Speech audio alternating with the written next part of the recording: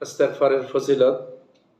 ইস্তেগফার পাঠ করলে তার ফজিলত কি? ইস্তেগফার পাঠ করলে তার ফজিলত হলো, এক নাম্বার উপকার হলো বিপদের সময় আল্লাহ তাআলা আমাদেরকে মুক্তি দিবেন।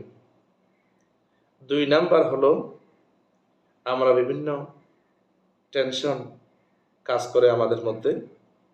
2 নাম্বার ইস্তেগফারের ফজিলত হলো টেনশন আল্লাহ পাক দূর করে দিবেন।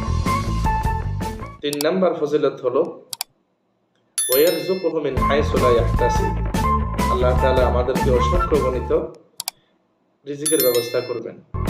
4 নাম্বার ইস্তেগফারের ফজিলত হলো আমাদেরকে বিভিন্ন বালা মুসিবত আযাব থেকে আল্লাহ পাক আমাদেরকে মুক্তি দান করবেন।